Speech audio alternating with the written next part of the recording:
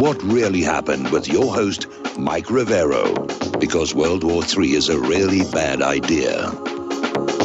Here is your host, Michael Rivero. And welcome to our show. It is Monday, May 17th, 2021, start of a brand new week of insanity and craziness and corruption and whatever. And we have a lot to talk about today. As usual, we're going to do news until we run out of news. Then we're going to open up the phone lines for your comments, questions, observations, and opinions. Mike is in our control room, twiddling the dials and keeping us out of trouble. And before we get into the news, I had a comment I wanted to make. I was doing a lot of thinking over the weekend, and I think we're all of us together forgetting that we are first and foremost Americans. If you're a citizen of this country, you are an American regardless of color, creed, religion, gender, orientation.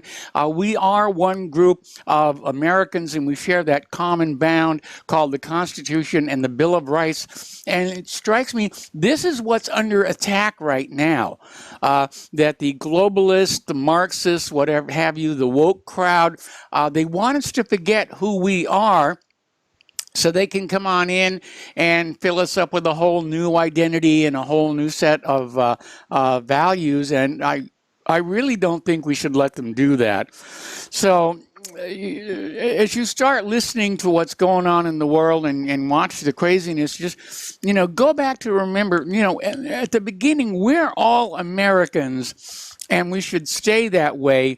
To begin with, first and foremost, we should not let that be taken away from us. All righty, getting on into the story, election fraud over in Maricopa County. Last week I was talking about the fact that some of the key data files had been deleted just a few days, 3 days before the machines were handed over to the auditors in accordance with the subpoena from the Arizona Senate. And then Maricopa's County Board of Supervisors claimed the county did not have access to the machines because they didn't have the administrative passwords. And, I asked back then, does that mean that Dominion deleted the missing files? And it turns out I'm not the only person who's thinking that, because I'm looking at this article from the Gateway Pundit saying exactly the same thing, that Dominion appears to be admitting they're the ones who committed the crime in deleting the database directories from the voting machines in Maricopa County, because those records are supposed to be kept by law, and to delete them, that is definitely a criminal activity. Now, the good news is we are seeing a story coming out of yourdestinationnewsnow.com that the audit team in Maricopa may have been able to recover the deleted files. Whoever got in there with the administrative password just did a straight delete and didn't realize the data was still on the hard drive. And so we're hearing here from this source that the data has now been recovered, and they're going to be able to take a look and see what was on that.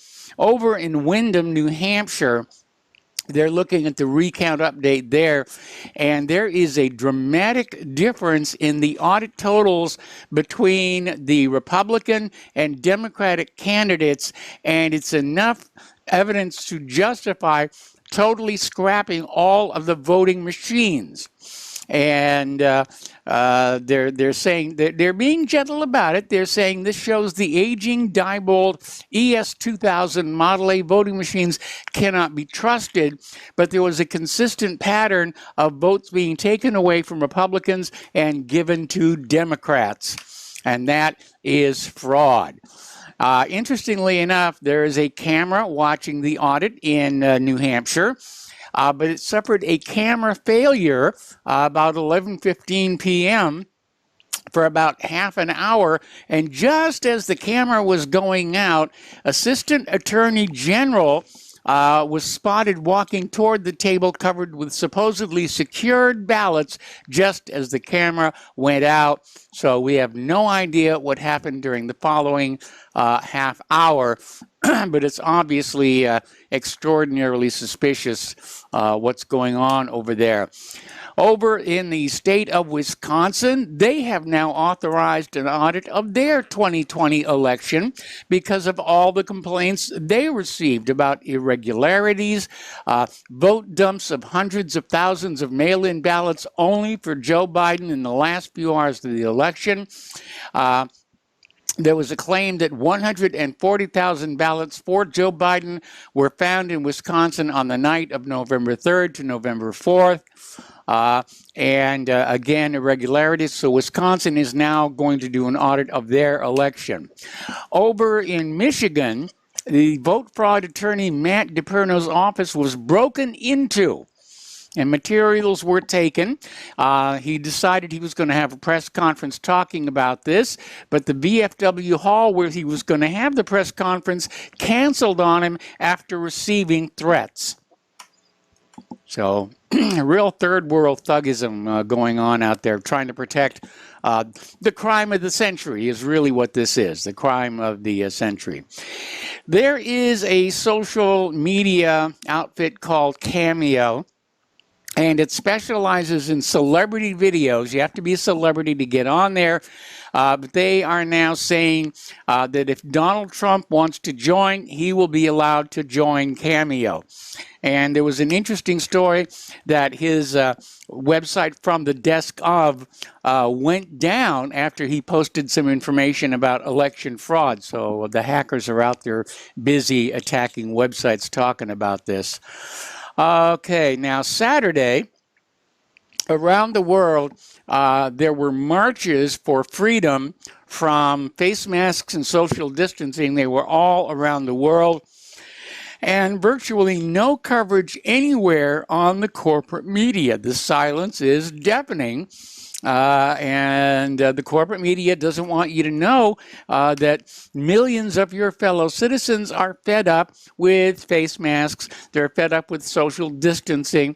And it is starting to relax. I mean, we got word now that Walmart will no longer require masks of customers. The employees will still wear masks, but the customers can go in without them, and that's absolutely fine here.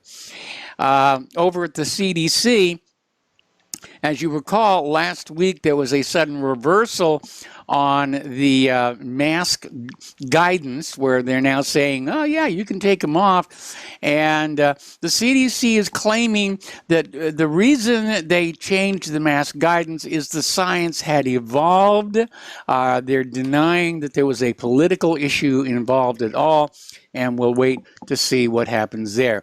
Meanwhile, during the pandemic, there was all this money being spent to build up stockpiles of supplies for the pandemic emergency. And now that the pandemic is fading away, Biden has effectively stolen $850 million from the COVID strategic medical stockpile for illegal aliens coming across the border. And again, if you keep giving out free stuff to illegals crossing the border, you're going to have more illegals crossing the border. I mean, it just makes common sense to me. Doesn't it make sense to you? Okay. Over in Long Island, an employee at CVS has been arrested after police found 62 fake COVID-19 vaccination cards in his car. That's apparently becoming a big business now out there. Fake COVID vaccine cards on the black market. Now, rock legend Eric Clapton is definitely having vaccine regret. He's saying he had a bad reaction to the AstraZeneca vaccine.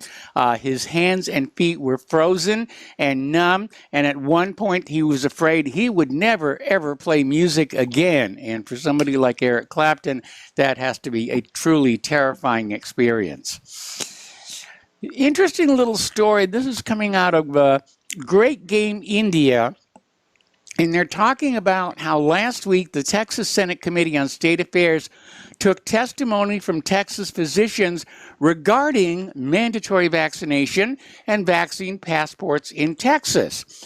And there was a shocking revelation made saying that there had been animal testing of COVID-19 vaccines, but they had to stop it because the animals kept dying. So they're continuing those tests on you and your family. Doesn't that give you a warm and fuzzy feeling? Story out of Health Impact News, 10,570 dead, 405,000 injuries. The European Database of Adverse Drug Reactions for COVID-19 Vaccines. They're calling it UDRA Vigilance, and it's tracking all these negative numbers. Now, here's what's interesting. They're starting to authorize these vaccines for very, very young people who just don't die from COVID-19, but they can die from the vaccines, and that means we're back in 1976 territory where the vaccines, at least within that younger age group, the vaccine is going to kill more people than the illness does. But it's making all kinds of money, and that just makes it all okay. It's just hunky-dory as long as you own stock in the big pharmaceutical companies, which, by the way, are not interested in your health. They see you as repeat customers and all the money to be made selling medications to perfectly healthy people. And if these medications to perfectly healthy people make the people less healthy, well, that's even more money because they sell another medication to counter these side effects. And as I watch these commercials on TV for all these medications for things like psoriasis and everything else, besides that very scary disclaimer at the end in that very fast voice, I have to wonder how many of these medications are out there being marketed to deal with the after effects of an earlier marketed medication. It's like an ongoing cycle of extraction of wealth from the American people, or the people of the world, actually.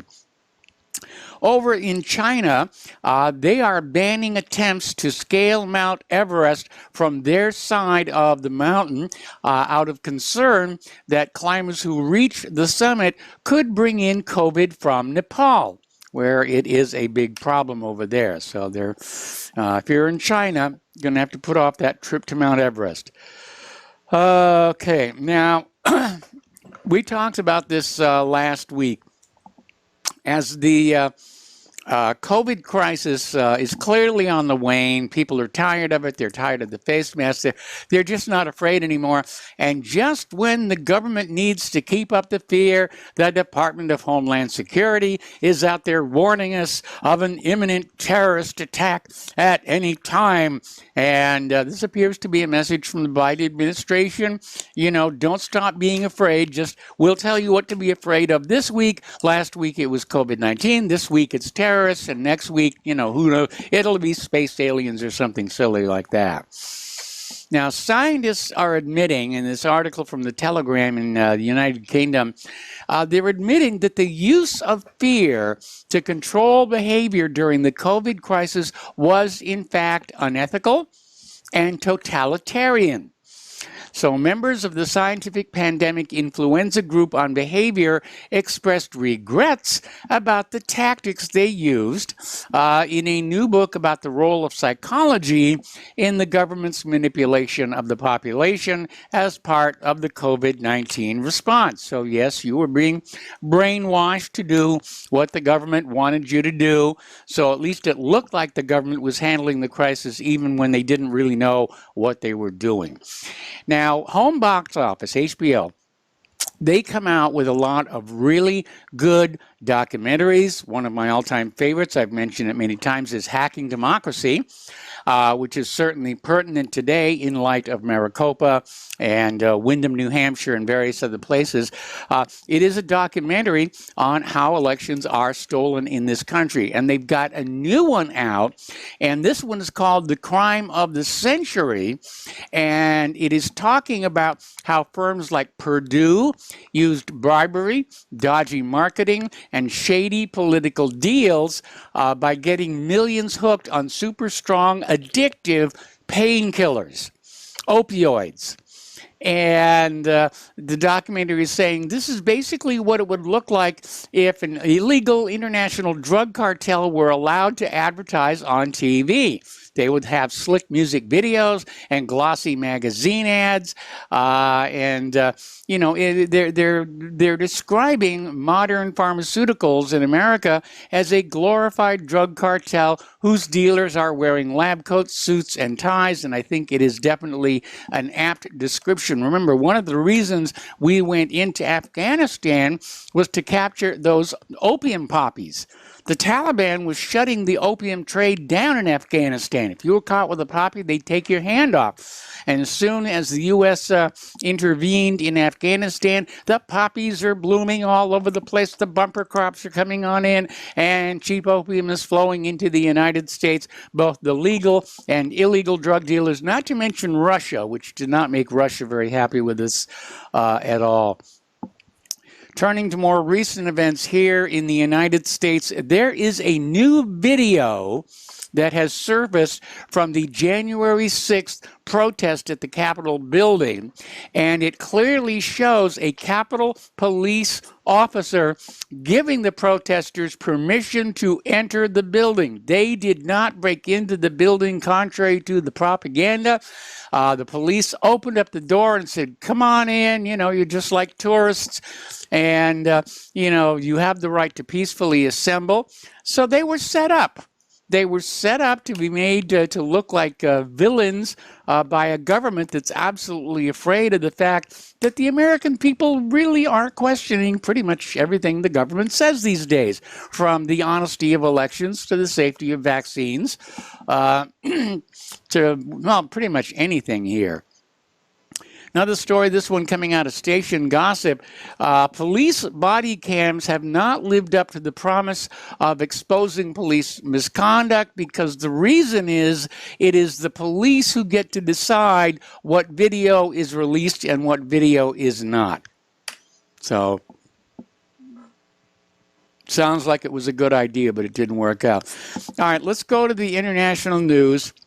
And let's start right now with what's going on in Israel and Palestine, because it is really very, very serious. This is now being called the fourth war between Israel and Palestine. It is now entering its second week. Israeli airstrikes on Gaza City flattened 3 buildings, killed at least 42 people. One of the buildings was the media center that contained the offices of Associated Press, and Israel is saying, yes, we know that AP was there and other media, but we had good information. Hamas was in the building as well. And I think it's pretty obvious that Israel wanted the media out of there so that there would be less reporting on exactly what Israel is doing. Anyway, Netanyahu is out there saying the war will go on. He's rejected Hamas' offer of a ceasefire in place. And let's see, Israel struck at what they're calling the headquarters of Hamas Internal Security Service in northern Gaza. And as of Sunday evening, some 3,100 rockets have been launched from Gaza into Israel, and about 1,210 of them have been intercepted. Now, that means that that Iron Dome that we gave Israel so much money to develop really isn't working all that well, because it's getting less than 50% of the incoming rockets. And those Hamas rockets are a lot less expensive than those Iron Dome interceptors. Israel is also claiming that Hamas had some kind of a submarine vessel near the Gaza coast. They're saying it was an unmanned underwater device of some kind, and they attacked and sunk it.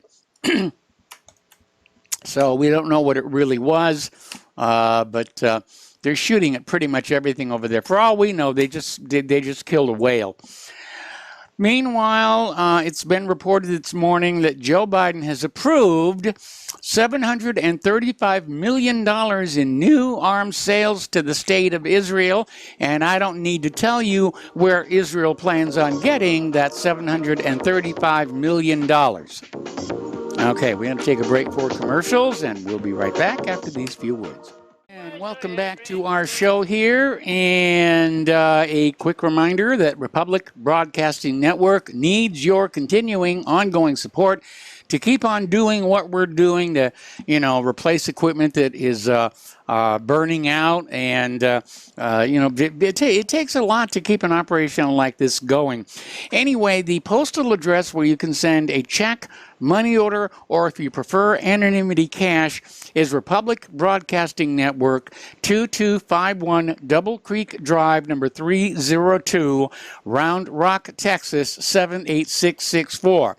The phone number where you can make a credit or debit card donation is 800-724-2719, extension 3. Now, we still have this little promotional deal going on. If you send in $100, you will get your choice of an official RBN coffee mug or an official RBN t-shirt. And I'm being told right now that we're out of all the sizes of the t-shirts except a medium. So all you mediums out there, go on in and send that in. And a reminder, if you send in $115, you get the t-shirt and the coffee mug. And don't forget the Front Sight Firearms deal. That's still going on. And that's a real opportunity for those of you who are Second Amendment supporters. All righty, we're talking about the international news. We're talking about what's going on with Israel and Gaza. And there's an interesting story coming out of Global Research talking about there are tax-exempt nonprofits in the United States that are funding and pushing for Israeli settlers to evict Palestinians from their home. And I think that's rather a shameful thing to be taking place inside the United States of America.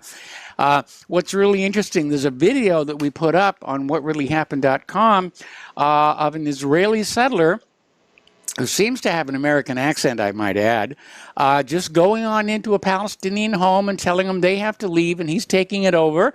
And they're saying, "You're stealing our home." And he says, "Well, if I don't steal it, somebody else will, so it might as well be me." That's his rationalization and his justification for it. I mean, that's how blatant this land theft is that's going on over there. Over in Washington, D.C., there was a huge protest condemning Biden for his support for Israel and showing solidarity with the Palestinians. We're seeing that really all over the world.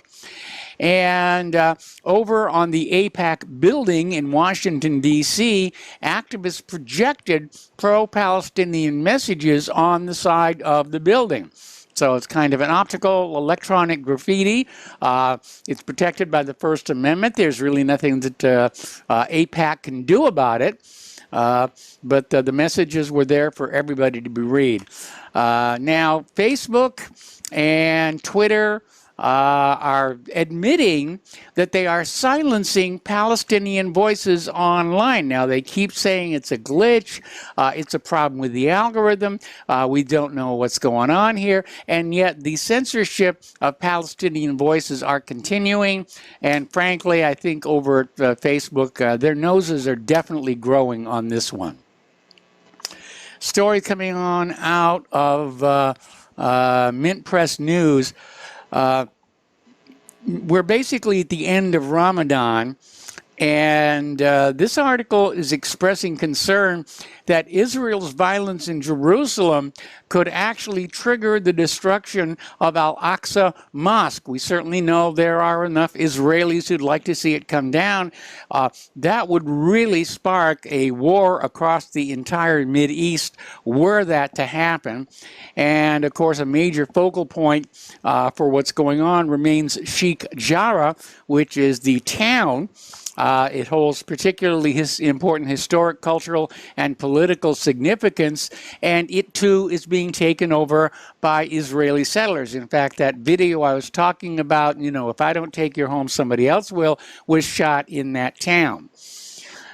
Over in Iran, a senior advisor to the leader of the Islamic Revolution, Ayatollah Sayyid al-Khamenei, says all Muslims across the world are duty-bound to support the Palestinian people in the face of the Israeli regime's barbarism, and saying that Iran will support Palestine.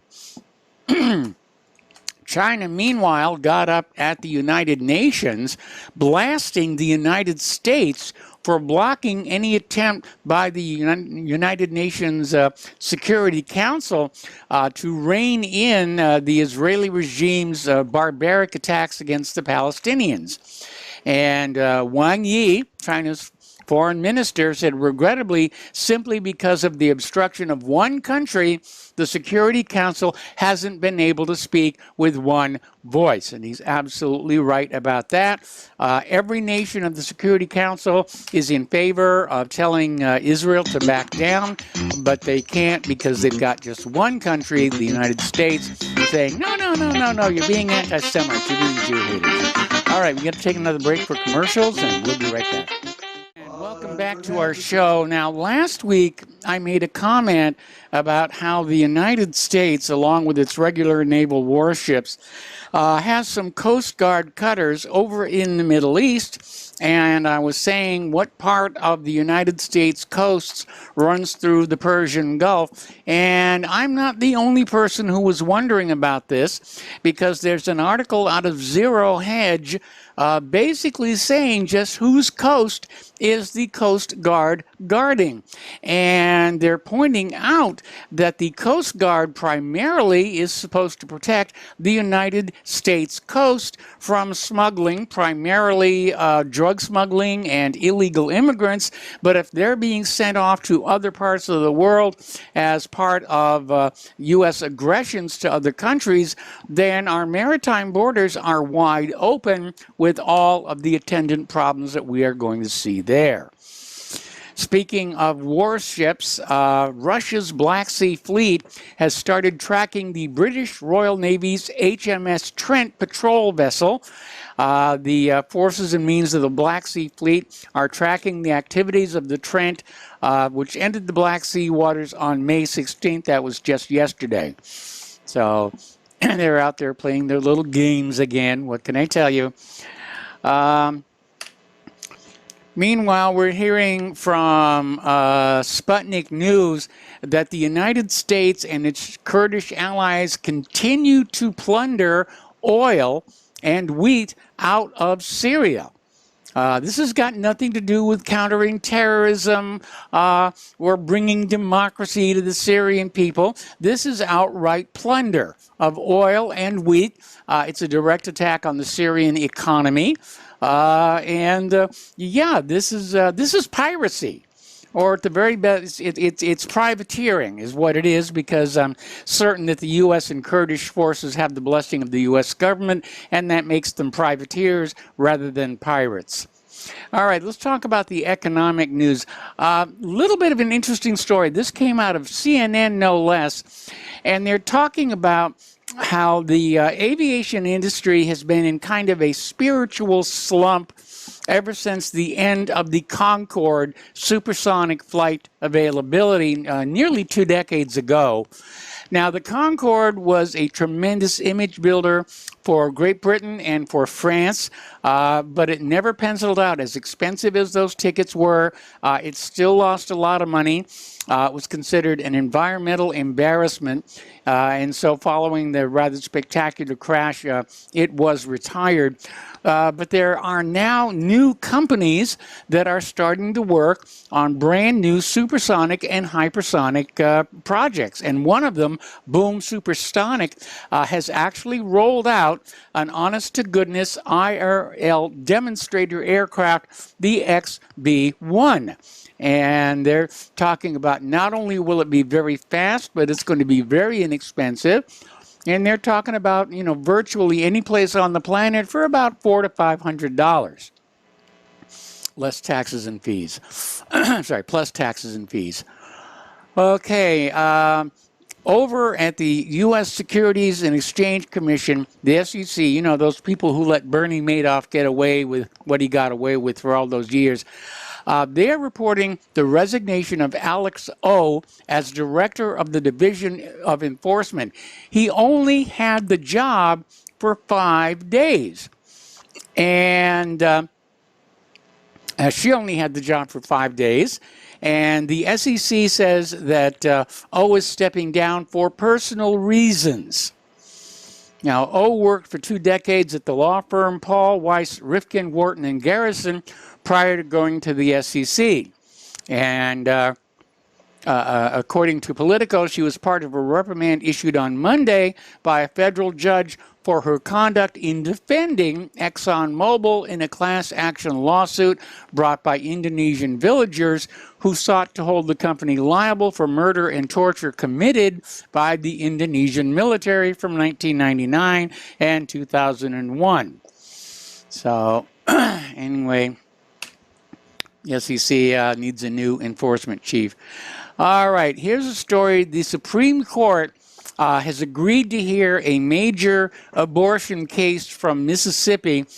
This could have a significant impact on Roe versus Wade, and that issue is Mississippi's ban on abortions after 15 weeks of pregnancy. There was another state that passed a law saying that if you can detect a fetal heartbeat, you cannot abort the child at that point. I tend to agree with that. And if the Supreme Court agrees that banning abortions after 15 weeks of pregnancy is constitutional, then it is going to, in effect, severely alter Roe versus Wade, which basically said abortion on demand is a woman's right. Over in Tennessee, Governor Bill Lee has signed a law that prohibits trans students and staff from using bathrooms or locker rooms that match their chosen gender and requires them to use the bathrooms and locker rooms of their biological gender, which I think makes a tremendous amount of sense. Okay.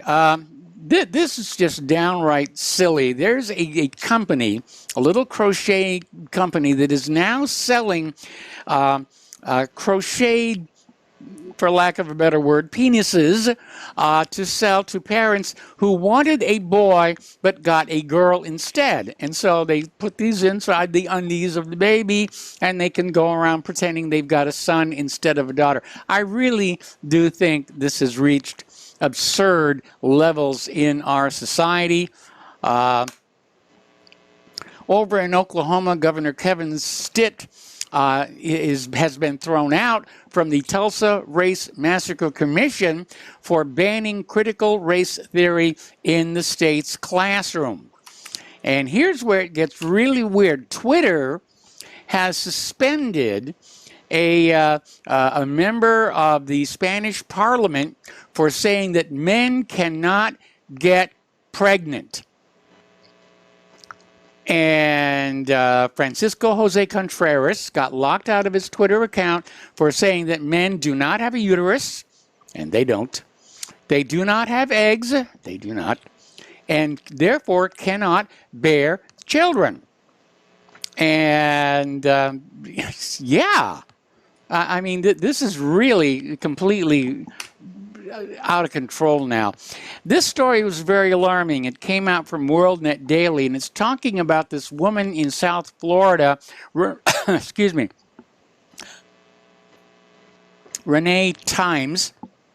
She's a Republican precinct committee woman in Palm Beach, and she went to Barnes & Noble to buy a child's gift book for a birthday, and she was looking at the titles in the child section, the baby section, and she was seeing all this indoctrination into woke cancel culture, and she recorded the titles and posted them on Facebook.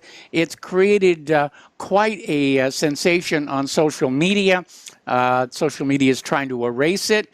But yeah, it's just really scary out there. And over in San Diego, they're being slammed for spending taxpayer dollars on billboards that blame discrimination for birth complications, saying that racism hurts your baby long before they are born. It really is getting ridiculous out there. Up in Oregon, the idea of a Second Amendment sanctuary is facing its first court test. Now, I don't recall that any of these sanctuary cities for immigrants ever faced a court challenge versus Title VIII, but they're definitely going after it in the courts for Second Amendment sanctuary cities. So they have this case going on in Columbia County, and it's taking issue with a measure that voters narrowly approved last year that forbids local officials from enforcing most federal and state gun laws and could impose thousands of dollars in fines on those who try. And so now they're being taken to court to try and get that overturned, because sanctuaries for illegal immigrants are good and sanctuaries for gun rights are bad. Okay. I was complaining about this the other day, and I'm glad to see that somebody else was taking notice with it. Cloudflare, which is a provider of DNS services, wants to replace CAPTCHA with an entirely new system. Now, CAPTCHAs are those tests you have to take when trying to log into a service to prove you're a human being and not a computer, and you have to click images of things like buses or crosswalks or bicycles to prove that you are human. And it's very frustrating because the pictures are often blurry, and it's very easy to fail the CAPTCHA test because you don't see the corner of something in one image. And Claire was going through that the other day with one of her websites to the point where she just gave up.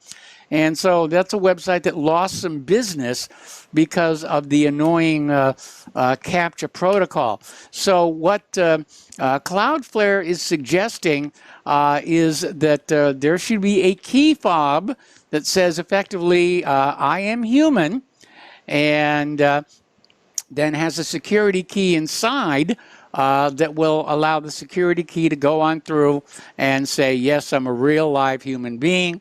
And I'm sure the hackers are going to try and get around that somehow, but my guess is they're probably already figuring out a way to get around the CAPTCHA as well, hackers being what they are. Okay, we're going to go ahead and open up the phone lines right now. Area code 512-248-8252. And it actually was a slow news day, not a lot happening of substance. Getting back to China's space program, we're waiting for the first images to come down from their Mars rover, but everybody seems to have forgotten that they also have a rover on the far side of the moon. Now, this rover, the U-2-2, basically goes to sleep during the lunar night, which lasts about half a month. And so far, it has completed 29 lunar days of activity, and it's about to wake up again and start heading on out and examining the moon and relaying the information back home. Okay, phone lines are open, 521-248-8252. And, pardon me. Okay. Another little computer issue here. There is apparently a bug in the Wi-Fi protocols. It goes back to 1997. It's never been dealt with, but it's now apparently becoming a problem with stories of hackers breaking into baby monitors, security cameras, smart home assistants, smartphones, and more. A lot of these Internet of Things devices, they are really not all that secure. The rush is on to get them into the homes and, you know, make the sale and keep the stockholders happy. But that's pretty much it. All right, we're going to take a phone call now from Kelly in Austin. Hello, Kelly. Welcome to the show. What's on your mind? Hey, Mike, I got to tell you that CAPTCHA is one of the most annoying things I've ever run across. Oh, I agree. Internet.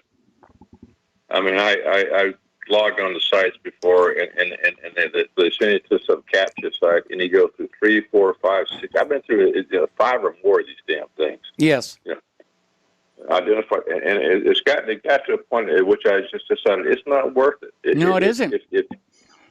No, they're fishing for something, and I can't figure out exactly what it is they're fishing for. And so I got to the point at which I decided no more. If I see one of these captcha sites, I get out of it right away. I don't play that game anymore. And I suggest other people do the same as well. Yeah. They're looking for something, and it's unclear to me exactly what they're looking for, but it's clear to me that they're up to no good. So, well, I don't know about up to no good. It's just the implementation is very sloppy. And, I mean, some of the captures are very simple. It's just a checkbox and you're off and running. But the ones where they put up the photos and say, click everyone that has a bicycle, the photos are blurry. You can't see very clearly what's in them. And it's very easy to make a mistake. And sometimes they're just flat out wrong. Well, I've been through that before. And the bicycle issue, the crosswalk issue is another one, and the bus. And whatever, and I've been to some of these where they keep asking the same question, and you keep going through screen after screen of the same thing. And when you do this enough times, you figure out that there's something wrong with this whole thing. Yeah. And you're better off if you just say it's not worth it. Just back out and do something else, for crying out loud. We're too addicted to the damned internet as it is. Yeah. Don't play the damn game. Period. Just walk. No, this this multi login security procedure. I mean, for some reason, Parler went on over to this thing where you have to log in every time. They don't save your login information, and then they send a code to your smartphone that you have to type in. I've just quit using Parler. It's just more trouble than it's really worth. I discovered that the other day. And I decided today, after I went through for the 3rd day in a row, I'm not going to mess with Parler again. No, me neither. I quit. Yeah, I deal with Gab and I deal with MeWe, but I'm not going to mess with Parler again. If they're going to play those kind of games, it's not worth it. Period. I'm curious. Looking at where Biden is now at this point in his misadministration. Mm-hmm. What do you think his chances? What do you think are his chances of actually surviving through the end of the year? I would put it about 50-50. I'm already sensing that Kamala Harris is champing at the bit to take over, and ready for Joe to step out of the way. Oh, I think she is too. I mean, she looks to me as though she's ready to jump on it right now. Yeah. And Biden, he just seems as though he's completely clueless, to tell you the truth. Yes, he is. He's completely out of it. Okay, Kelly, I got to put you on hold. Don't hang up. I'm going to come right back to you after these words from our sponsors. And welcome back to our show here. We're talking with Kelly in Austin. We're talking about his fraudulencies, incompetence, and just how much longer we think it's going to be until Kamala Harris, eases him out the door of the Oval Office. Mike, this is how bad or clueless I think they are. This last week, that idiot Jen Psaki said that rising prices or inflation to her or to the administration is an indication of a successful economic strategy. Okay, well, inflation has typically been called the cruelest tax of all. Yes, it has. And I'm curious how they're going to try to justify that now. With gas prices are rising rapidly across the country. I mean, I've seen gasoline prices outside of Texas up to $4 and $4.50 a gallon. And if you have people who are driving back and forth to work, blue collar workers who are trying to drive to work, that's going to affect them very Yes, drastically. it is. And I don't see how they can understand, how they can miss the fact that this is something that's going to impact them very negatively in the 2022 elections. And they need to look back and consider what happened to Carter. Yes. in 79, in 80. This is not going to play out well for Biden and any other Democrat who thinks that any of these economic policies right now are going to work well for Democrats. It is going to destroy them because they're destroying the middle class. Yes. They're certainly destroying the lower class, the lower economic class. And so I'm telling American people, you know, if you're watching this, what you're seeing here is the systematic destruction, either by incompetence or by design, of an administration that just doesn't care. What they want is power. Yes. And I think once people realize what's actually happening, the long lines at the gas station are just going to redound against this administration and lead to their demise, to its demise. I certainly think so, but on a larger scale, I think people are coming to realize that as a whole, the political class are a bunch of glad-handing opportunists who know how to give very good speeches, and they're very good salesmen, but they really don't know how to do anything else. And we are allowing them to manage aspects of our society that they clearly do not understand. Absolutely, you're right. And you need to look no further than Liz Cheney as an example of that. Yes. That clown epitomizes the worst of what you find in Washington, D.C. And that includes Joe Biden and his vice president and that Jew from New York, Charles Schumer, and Nancy Pelosi. They're all cut from the same bolt of cloth. Yes. And really, I hope what happens now is that Americans look at what's happening now and realize that these people are their worst enemies. And it's time to sit and back. Right? All right, Kelly, I got to let you go. We got to take a break for station identification. We have other callers waiting on the line. We have lines open, 512-248-8252. We'll be right back. And welcome back to our show here. Hour number 2, we have open phone lines right now, a few of them at any rate. Area code 512-248-8252. And we're going to go to Rick in Portland. Hello, Rick. Welcome to the show. What's on your mind? Good afternoon, Mike, and thank you for taking my call. You got it. I have something that's been troubling me quite a bit here the last few days. Mm-hmm. I'd like to talk about the Pfizer jab. Yes. My significant other a few weeks ago got the COVID jab, and she knew how I felt about it and did not tell me, and we were intimate many times since she got the jab, and then she went ahead and got the second jab as well. She got the jab for the same reason that you and Claire did, so that you could see, so she could see her mother who was in a care home. Yeah. My question to you is, do you believe, or what do you think about my safety? We all hear that, the jab changes your DNA and bodily fluids can transfer and this kind of stuff. It's been tearing me apart. I'm at the point where, I'm thinking about dumping her, frankly, because I'm scared to death that, something's going to happen to me. Am I being irrational? No, you're not being irrational, but you may be overreacting. The part of the vaccine that sheds is called the spike protein, and the spike protein does, it's got its own problems, but it does not affect, DNA or RNA. It is, in fact, the byproduct of the alteration of the DNA by the mRNA shot. But there are growing concerns that the spike protein can trigger COVID symptoms in people nearby, and that in the long term it can lead to some neurological problems.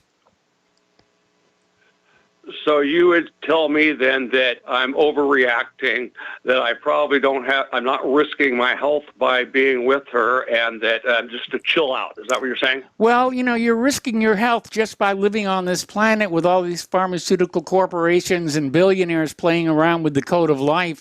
But I don't know, until the next starship pulls up and offers you safe travel to someplace free of this kind of stuff, I think you are as much at risk staying where you are as you would be going someplace else. Okay, now, may I talk about Black Lives Matter in Portland for a moment? Certainly. Okay, the other day they marched past my house, a couple hundred of them, blocking the roads, driving down the road, 2 cars abreast, blocking all traffic, beating their drums and stuff, carrying automatic weapons. As you may or may not know, violent crime in Portland has increased. Gun shootings have increased over 100%. We've already had somewhere approaching 400 this year. And then finally, regarding Columbia County that you talked about, my friend lives out there, and most people are in favor of that. I'm kind of surprised in a sense that Columbia County, being pretty Republican, not nearly as liberal as Portland, is being confronted with some kind of lawsuit. It's surprising to me. Anyway, thank you for your opinion. I'll give it some consideration. I think other people as well probably have the same question regarding the vaccine that I have. I understand that there are concerns with the prions now. Yeah. And go ahead. No, I was just agreeing with you. Oh, okay. I'm sorry. Anyway, thank you, Mike, for the reassurance there. I don't know what to do. It's been tearing me up for weeks. Thank you. I love your show. You're one of the smartest people I know on the radio. Thank you again. Well, thank you for the phone call. One of the problems we have been dealing with all along is it's hard to get reliable, accurate information as opposed to sales pitches that are being shoved at us from all directions by anybody with a fast buck to be made. All right, we're going to go to Jim in New York. Hello, Jim. Welcome to the show. What's on your mind? Mike. Oh, hi, Mike. I enjoy Kelly from Austin or Texas. He's a very good caller, very intelligent.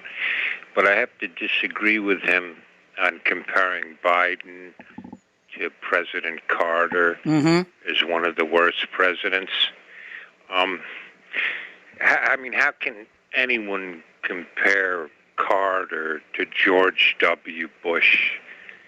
It amazes me the short memories Americans have. And, did Carter lie us into a war with Iraq? Did Carter legitimize torture? Did Carter double the debt like George W. Bush? Yeah. Did Carter let No, you raised some important points there. Bush was definitely a lot worse for the country than Carter. I'm just astounded. Carter didn't set the interest rates. That was the Federal Reserve. A lot of things weren't in Carter's control. Carter had no control over OPEC, the Federal Reserve. I think Carter was in many ways a victim of circumstances. Well, he got set up in terms of that aborted mission to rescue the Iranian hostages. The aircraft that were sent in were sabotaged to keep them from accomplishing their mission because Bush and Reagan wanted those hostages to remain held by Iran to help swing the election to Reagan, which is ultimately what happened. Yes, and I think Carter fell afoul of the Israeli lobby, and that's why he was a goner. Carter was a reactionary president. He got in because the nation was disgusted with Richard Nixon. Yes, but I just can't see. I can think of at least two presidents who were far worse than Carter. And number one, the worst president in my lifetime was George W. Bush, a Republican. Number two, I would say, would be Obama. Number three, Clinton, who gave us NAFTA and the World Trade Organization, which we're still suffering today. So Carter, to me, he was somewhat of a victim of circumstance. I really can't, and again, we fall into the Republican versus Democrat paradigm. And I can't see how anyone can compare Carter to George W. Bush Jr. Oh, my God. To me, he's by far the worst president. Another point, be very careful. I think the Republicans are going to win the House and the Senate in 2022. Only if we clean up this election fraud mess. I mean, if we don't actually make a big stink about having honest, verifiable elections, the Democrats will never lose another election for however long this country lasts. Well, but remember, Republicans steal elections too. So not on the same scale. No, at least. But Bush Jr., there's questions if he won in 2000 and 2004. So, but my point is, be very careful what kind of Republicans you vote for. Now, I like Republicans like Ron Paul, and some local Republicans are very good. But, just because the Democrats are bad, which I agree, that doesn't mean the Republicans are your friends. You know what they'll do when they get in? They'll try to cut wages. They'll try to cut your unemployment benefits. I mean, that's all they win on. They win on more defense spending. The Republicans win on tax cuts for billionaires. Well, I mean, look at what Biden is doing in terms of, he talks a good talk about taxing the rich, but already they're gaming the system to allow the wealthy to get away with not paying taxes. By the way, everybody, today is the deadline. We're all slaves today. Have to get in your forms by midnight. But the Republicans, be very careful what kind of Republicans you vote for. If you're a registered Republican, get in the primaries and vote for Republicans who represent working people. And, if you look at the Republicans, the 1965 immigration bill that destroyed this country, and by the way, Tom in Florida, people say he's repetitive or redundant. No, he's not. The immigration is destroying this country. Tom, you're right on the money, and it is the biggest issue going.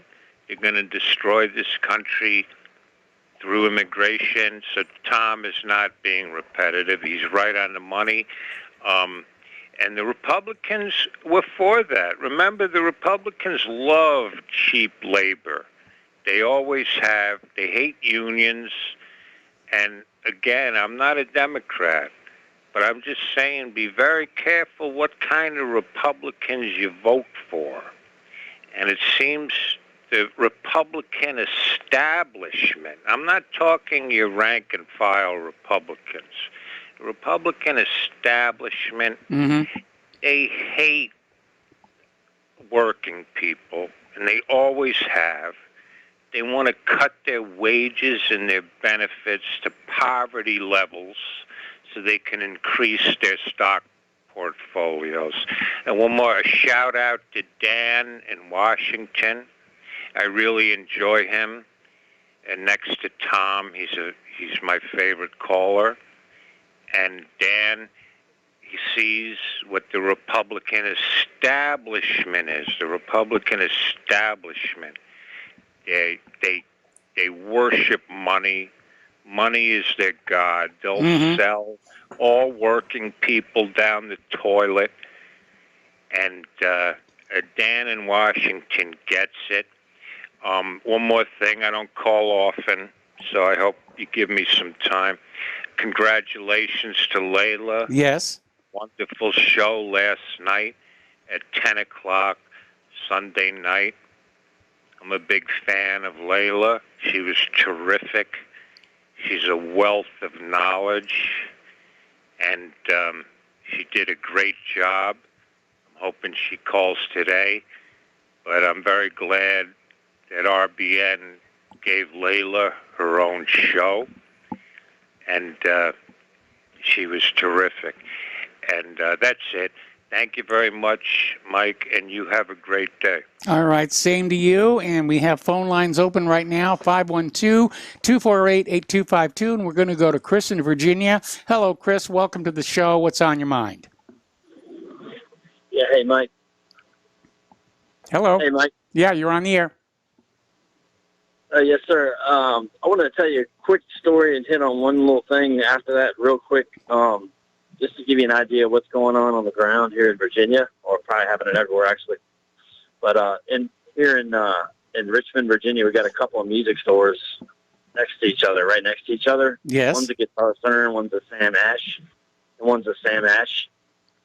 Probably heard of both. And literally they're right next to each other.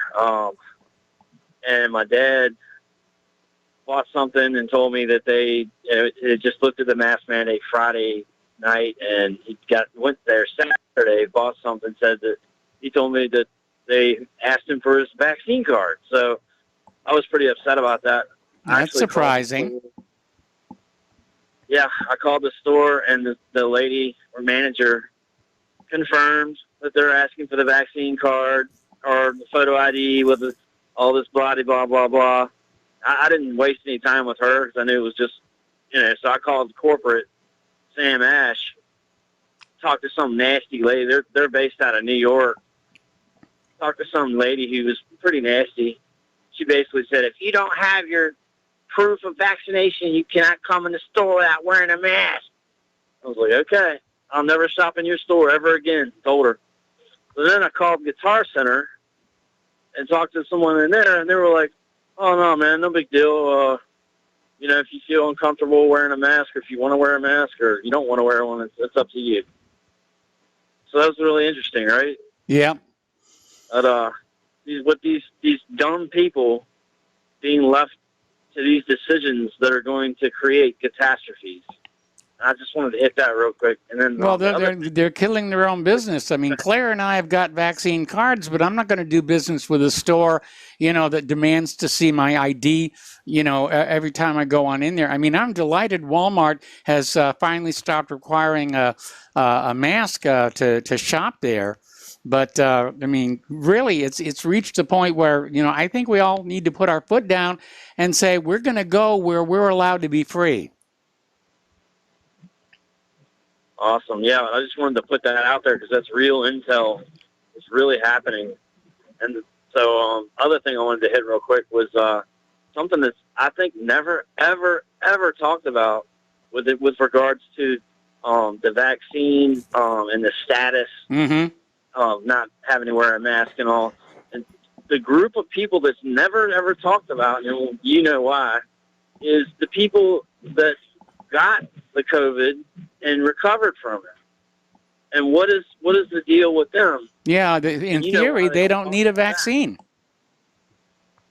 Right, and nobody's talking about this. It's never mentioned anywhere. Talked about. So I just wanted to bring that up too. What did you think about that? I mean, Yeah, it doesn't make sense other than the context of, the more needles get stuck in arms, the more money the pharmaceutical companies are making. And that's where this becomes like Nazi Germany level nightmarishness. Oh, yeah. No, it's classic fascism, corporate interests in government working against the general population. I just wish it was talked about more, Mike, because it's not fair. Like for me, today, the employer came to me today and they discussed the COVID policy and all, which I won't go into. Is no big deal. They're actually pretty good about it. But I just brought up the fact that what I just mentioned, and they didn't really have an answer. So it's not being dealt with. So I just wanted to mention that as well. And great show. Thanks. I'll let somebody else get on here. Thank you, sir. All right. Thank you. We're going to let you go. We have phone lines open, 512-248-8252. We're going to go to Miles in Maine. Hello, Miles. Welcome to the show. What's on your mind? Hey, aloha, Michael. Yeah, I got to say I agree with Jim there from New York on what he says. That, these Republicans they're just famous at doing nothing, and then when they get elected, they still don't do anything. But the ones who are in, if you try, ask them to do anything to slow any of this up, There's no resistance whatsoever, and that's what I wanted to get to you about. How is it this Biden just does anything he wants? There's no congressional vote on it. It's just a dictatorship, you know. Mm-hmm. Like you're telling what you mentioned, he's using the COVID reserve money or whatever the hell it was there. The surplus, yeah. He's going to use, for illegal aliens. Well, surplus, I mean, that's the American taxpayers' money. That's, yes, it is. I wouldn't call that a surplus, but I'm not a politician.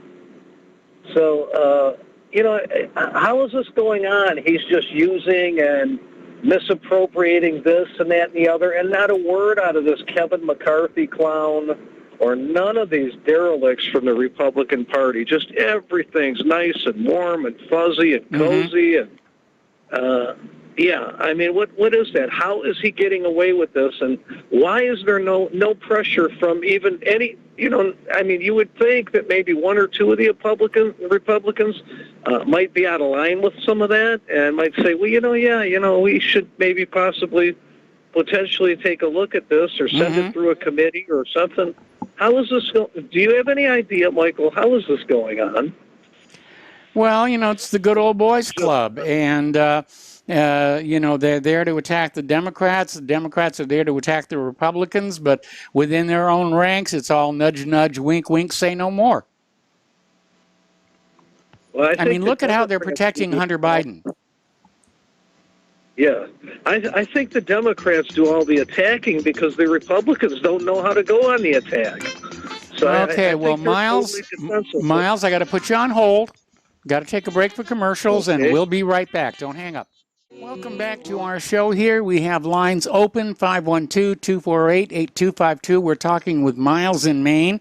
And Miles, if you could just sort of pick up where you left off. Yeah, and then another one, as you mentioned, we're going to be selling, and you know what that means anything, but we're going to be selling these weapons now to Israel, apparently. You never hear of anything. It's up in front of a committee, or it's going before a committee, or it's coming to a full vote of the House or the Senate or both.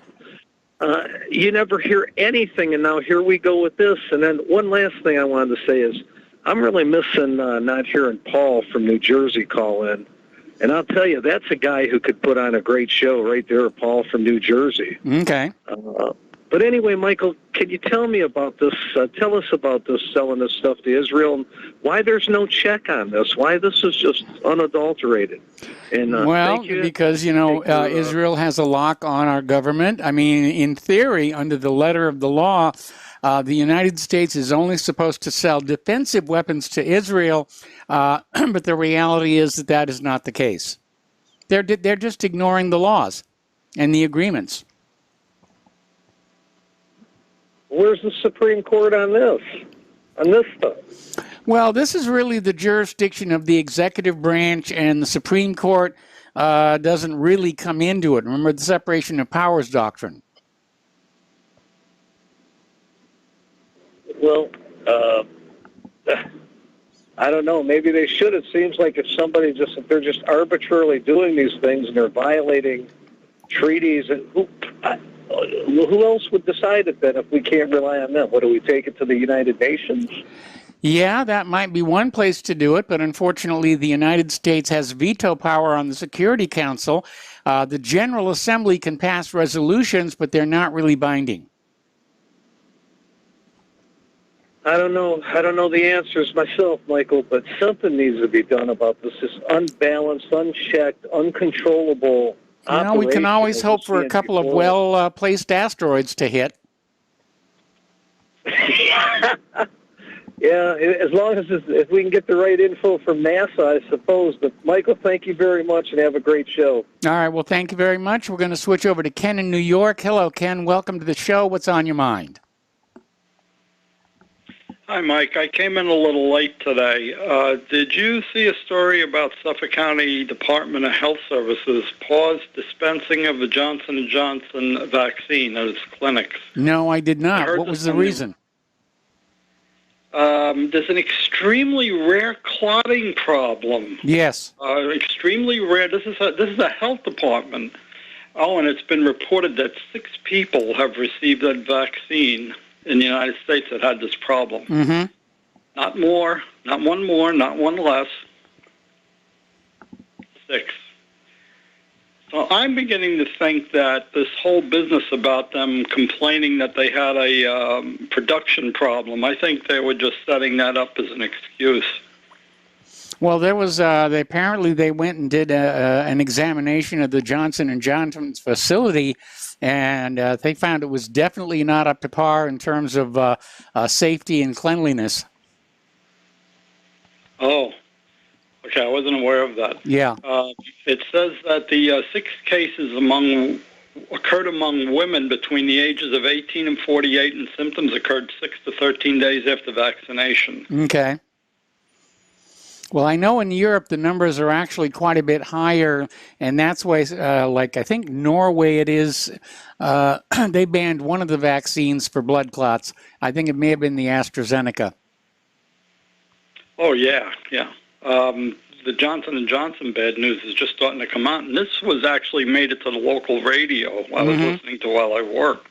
Now, I looked it up, and naturally Google has it buried as far as I can see. I used DuckDuckGo, and it came up as the first piece of news. Okay. That's it. All right. Well, thank you very much for the phone call. We have lines open, 512-248-8252. We're going to go to Ken in Illinois. Hello, Ken. Welcome to the show. What's on your mind? Yeah. Hi, Michael. How you doing today? I'm doing all right. Just wanted, good. I just wanted to say that something that ties all this in together, and by all, I mean just about every topic we talk about on the show, is the funny money from the Federal Reserve enabling now a government that spends, what are we up to now, Mike? We're borrowing 70 cents on every dollar we spend. Something like that. I mean, it's really wildly out of control. Yeah, absolutely. Past the point of no return with unfunded liabilities, putting us in the hole approximately $200 trillion. So taxation is theft, and I understand all that, and in my heart I agree with that, but I understand how that's maybe not feasible. Low taxation might be best. Whatever, we can sort that out later. All right, well, Ken, listen, I got to put you on hold. Don't hang up. I'm going to come right back to you after this brief commercial break, so stay tuned. Welcome back to our show, and it just came on in that the United States has, for the 3rd time, blocked the United Nations Security Council from taking any action regarding Israel and Palestine. We have open lines right now, area code 512-248-8252, and we're talking with Ken in Illinois about the Federal Reserve and all that funny money and the government's very bad spending habits, which you can't live like that. You and I can't do that. When we run out of money, we have to stop buying stuff. But not so the federal government. They've got this incredible credit card, and the payment for that card gets sent to us. And like I said, today's the deadline to get your tax forms in. That's right. Now, the funny thing is, for decades, if you look at the graphs now, our taxation has neither enabled government spending nor held it back. No. We are a banana republic. Yes. The fiat currency, the technocracy, the communism, the Marxism, the corporatism. What is this? We don't even have a name for this. It's fascism. A hybrid of the worst of every system, or at least it's becoming that very quickly. It's just math. Yeah. Math and history. I'll let you go. Shout out to Tom. Yeah, I'm surprised he hasn't called in yet today. Layla. Nice job, Layla. Well, fingers crossed. All right. Well, thanks an awful lot for the phone call. We'll do the math, and then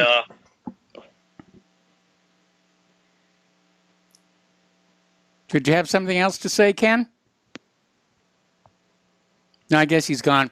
All righty. The phone lines are now completely open. Area code 512-248-8252. And as we were mentioning coming out of the commercial break, once again, the United States has blocked the Security Council from taking any kind of an action regarding what's going on between Israel and Palestine. And if Israel is seen as a rogue nation, then the United States is seen as one as well, because it is the only member of the Security Council that does not want Israel to be basically reined back in terms of stealing Palestinian land and then bombing the Palestinians when they dare to fight back. And that's exactly what's going on over there. You know, Israel moved on in, started stealing Palestinian land, started shooting them, throwing them in prison, burning their crops, bulldozing their homes, and then they get this attitude about how dare the Palestinians fight back, and that's exactly what they're acting like. You know, how indignant they all are that the Palestinians would have a problem with that. Okay, let's see. Getting on to some other news now while we wait for some phone calls here. Let's see. There's a story. This is coming out of Investment Watch blog. Why are the media ignoring data showing a massive COVID-19 vaccine death spike? Well, because that would hurt the profits of the vaccine manufacturers. And somebody sent me an animated graph of this over the weekend showing that as more and more people are being vaccinated, there are, in fact, more and more vaccine deaths. But from the point of view of the pharmaceutical companies, this is an acceptable loss, because they can't be sued under the U.S. law, and so they can just put anything they want in those vaccines, and they can cause whatever harm they want, and maybe even make more money by selling you the cure for the illness they just gave you. All right, we're going to take a phone call from Don in Arizona. Hello, Don. Welcome to the show. What's on your mind? Yes, I agree with those guys that Jimmy Carter was not that bad at all. Jimmy Carter did not go to war anyplace for 4 years. That's unusual. That's he's the only guy just about that. Even Clinton bombed the hell out of some places. Yes. And so did Obama. Especially when Monica Lewinsky was going to talk to the press. I think he's sending cruise missiles to Sudan and one other place on that same day. Right. And Jimmy Carter, I think one reason that a lot of people always, without even saying anything about it, they just without the reasoning, they say he was the worst president there ever was. I think one thing he did that did not set right with some of the deep state, he said that Israel is an apartheid country. Yes. He actually said that. Mm-hmm. And so he did not kowtow completely to Israel. I mean, I don't know. I guess he still gave him aid and everything like that. But yeah, Jimmy Carter. No way you can say he was. I just don't understand that. I mean, that's just some people are just shields for the Republicans. And like Alex Jones will say that all the time. Jimmy Carter was horrible, you know, all that. No, Jimmy Carter was not horrible. He didn't go to war. He wasn't that bad. He let Willie Nelson smoke a joint on the roof of the White House, you know. So he wasn't that bad. Okay. I'll let you go, Mike. That's all I got. Thanks. All right. Thanks an awful lot. We're going to go to Dustin in New Jersey. Hello, Dustin. Long time no hear from. What's on your mind? Mike, now you can smoke a joint anywhere. Well, still can't hear in Indiana, although I understand it's close. Well, Indiana's got to get with the times. Come on, man. Indiana. Who is the governor over there? Holcomb. I mean, well, does he want tax revenue? Don't they all want tax revenue? Yeah, well, I mean, Mike, I'm going to have to tell you, you know, you got the Johnson & Johnson, so did Claire. I know you're doing fine. I told you I got the Moderna. Yeah. Last Wednesday I got the second shot, and then that night, you know, my arm got a little sore where I lifted it up, and it kind of hurt. So, but you know, by Thursday I was able to, easily move it around. So I mean, that listener who called and wants to think about dumping his girl, dude, don't dump your girl. I mean, come on now, man. Yeah. Don't dump your girl. I mean, Jesus Christ. Come on. Invite her over for dinner, have a drink, do the usual thing. Jeez, man, come on. And now on Kelly and Miles and blaming Joe Biden for the gas prices or the 2x4 prices that go up. And then you had a listener like a while ago, the beef prices went up. Remember that? That listener's like, the meat prices went up. I mean, come on, man. Well, over by where that pipeline got shut down, it's hit $7 a gallon over there. Yeah, you know what's funny, Mike? The Colonial Pipeline, we're at the tail end because, New Jersey has refineries and stuff. I get high-tech, Supreme, Super, Ultra, whatever you want to call it nowadays. It's like $3.47 a gallon for Super. That's what I get in my car. Yes. So, I mean, it's not, I mean, the reason why Colonial Pipeline wasn't hacked, guys. Like the company was hacked to steal data of information from the company. The pipeline wasn't hacked to shut it down. Colonial Pipeline shut it down as a precaution, which is kind of odd if they really didn't have security. You know what I mean? There was no security threat of the pipeline if their data got stolen from the company itself. So it's kind of odd, But I mean, everything's gonna be, I mean, like, what's the prices of Indiana? Like, when's the last time you went to a gas station?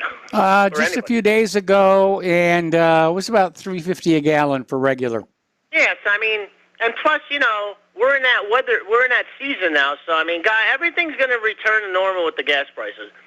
The whole problem with people putting it in plastic bags.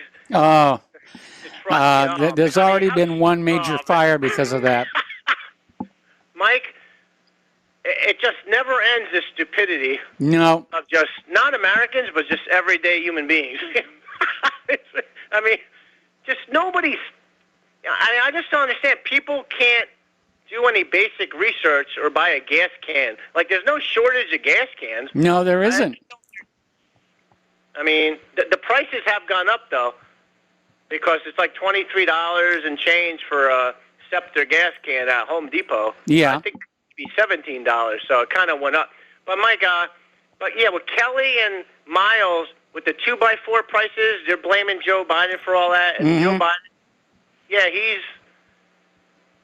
he's part of the group, the same with Trump and Obama. It doesn't matter who you vote for anymore, guys. I mean, there is issues, but it's just the overall policies remain the same. Guys, you had the trade war under Trump, right? That didn't go very well, right? The farmers found that out with soybeans. Yes. And Broadcom found that out with the chip sales to China. Yes. You had the pandemic, which is a supply and demand problem. And did you hear about the HDMI clock chips? A lot of companies like Realtek and stuff, they're all buying up pre-orders of chips for everything because there's shortages now because of the buying up of. Yeah, they're actually creating the shortages in their panic. Yeah, but Mike, HDMI clock chips, which is important in the HDMI chip, it's the HDMI connector itself. You need the clock chip. Yes. I found out, Mike, it might return to normal. You ready for this? In April of 2022. That's crazy, right? Yeah. So I mean, guys, it's like a supply and demand problem. You got inflation through every president. So I mean, just to blame one person, this is, get used to it. Get used to it because it's not gonna stop. Like the dollar's going down. We've been talking about this for years before Trump was in. Before Trump was in, we talked about this. Okay, so just it doesn't basically hurt to help people have a full tank of gas. Like you wait till last minute and sitting in line. All those people sitting in line because they're all rushing to the gas station. If most of those people had a gas tank filled, they wouldn't be having to rush to line, So you have that. You got is going up. I mean, there's a lot of stuff going up in price, but I mean, you just got to be frugal about things, you know. But I mean, I just don't see anything really changed. I know I talked about this. Well, you know, it's not tight now, but I think people are looking at the trend and they're concerned that the trend is basically leading to a place where they're going to actually have to choose between gas in the car and food on the table. Food on the table, paying the rent. There was talk about inflation, food inflation reaching the point where 40% of your money is going to go just to eat. And, you know, frugal only gets you so far if the cost of living exceeds what you're making. Yeah, but Mike, how often do you eat out? I mean, since the pandemic, I really don't. I really haven't eat. I only ate out like once a week. No, we don't eat out. Claire likes to cook because she likes to know what's inside our food. But still, in all, going to the supermarket, you know, we're seeing food prices go up. Well, yeah, everything goes up. I mean, I'm saying, like, if you buy a bag of rice or a pasta or vegetables, I mean, you can live off that. I mean, it's not like you're going to starve to death in the corner somewhere. You know what I mean? Like, I mean, yeah, I mean, I really don't eat too much beef. I like fish, you know. But I'm not a vegetarian, you know. But, Mike, one more thing. I hope Layla, her show's on tonight, right? What time is that on? No, it was on last night at 9 o'clock Central, 10 o'clock Eastern. Oh, I missed. Yes, you did. Did she take calls? I believe she did, yes. I didn't actually listen to the show myself. Oh, see, I thought it was on tonight. All right, so Sunday nights? Yes. Okay. And Mike, have a good show. You know, I'm still listening to you. And that guy, don't dump your girlfriend. Come on, man. Like, please, you know? I mean, let's be real about this. Okay, Mike, have a good show. All right, thanks an awful lot. And we're going to switch to Sanford in Florida. Hello, Sanford. Welcome to the show. What's on your mind? Well, hi. I don't think I ever spoke to you before, but I've been listening for a few months. Okay. And I heard Layla last night, and I was so surprised because it was her first show she ever hosted. She was fantastic. Now, I'm not saying I agree with everything she said, but she was a good speaker, and she took phone calls. And, you know, I think she needs more time to explain her point of view. Maybe I would agree with her. And as far as the shot, I took the Pfizer shots. I got sick each time I had the shots. But, you know, I had to make a decision. I take the shot or not. So I decided to take it. Now, can I move on and say something else? Yeah, sure. I want to say something that I've noticed. I mean, I wasn't counting, but I would say about 90% of the talk show hosts give jabs to Israel the way we talk about the COVID jab on our arm. Most of you guys are jabbing Israel. If we're really talking about the station of free speech, why can't we invite someone from an Israeli consulate or someone who can speak much better than me? Because, I mean, if you ask me, I would tell you, yes, I'm a Jewish Zionist, and I'm proud to be one. But, you know, I'm not in a position to really take phone calls the way you're getting. I mean, a lot of Israel basically has the corporate media in this country on their side, and in order for us to strike a position of balance, we have to provide a platform for the Palestinian side. Well, okay, but my point of view is that your station, I've never heard you have a guest speaker or a host that would take the Israeli side, because I just can't believe. I mean, I've heard people. In fact, I called up Patrick Slattery, and no, I don't think I spoke to Jeremy, but I heard these guys.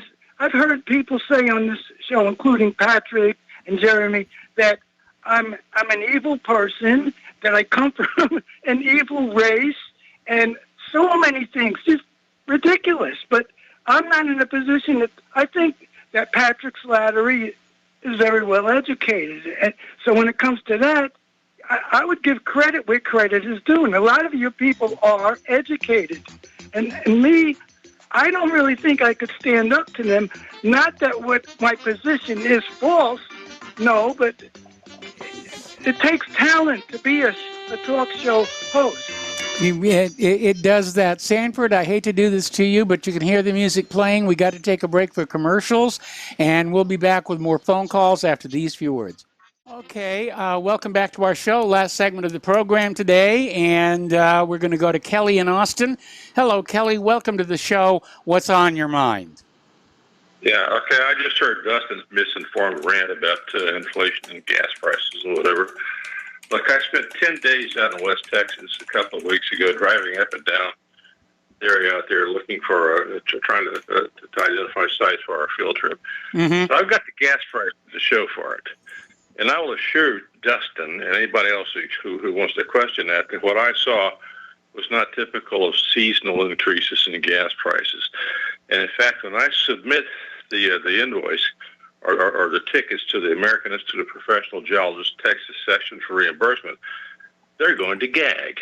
Okay. What we see now is bad, and it's the beginning.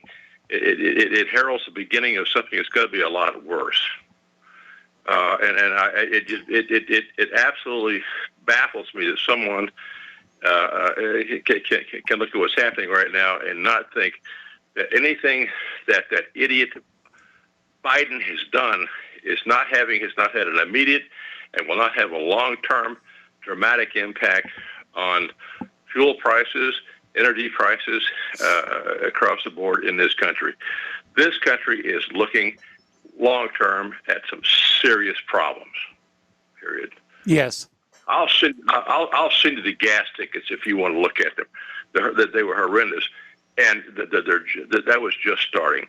They were probably 50 cents to $1 more per gallon than they were 6 months ago. Mm-hmm. Period. All right, so I'd like to hear Dustin refute that. Thank you. Okay, thank you very much here. And Miles called back in. You've got a clarification. What's on your mind?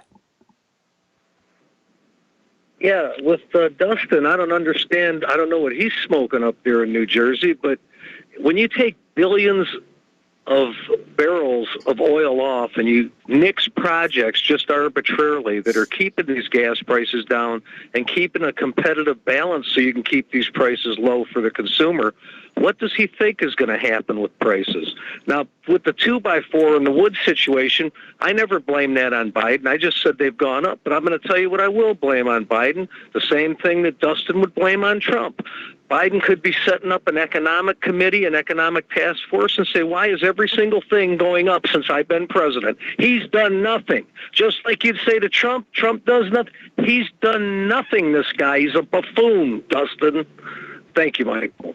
All right, thank you. And real quick, Lauren in Ohio. Hello, Lauren. What's on your mind? Yeah, as many years as I've watched politics, I don't expect anything out of Democrats or Republicans. If we don't understand at this point that they're working together to destroy this country, a la Cloward and Pivens, they're working together. I quit the Republicans remember when Newt Gingrich and the contract on America, we used to call it the contract for America, and then as they sat there with all the power and did nothing, I finally understood, just like I understood Bill Clinton lied to me when he passed NAFTA 6 weeks into his term with a lame duck Republican Congress. So stop expecting them to do anything. Here's what I called, okay, Lauren, we're out of time. Can you call in tomorrow and finish up this comment? Because I'd like to hear it, but I do have to let you go. Stay tuned for John Stedmiller. I'm sure he's got lots of interesting things to share with you. This being Monday, I think Steve Elkin shares the microphone with him. Please spread the word of Republic Broadcasting. Spread the word of whatreallyhappened.com. Please donate, and we'll be back. Aloha, America.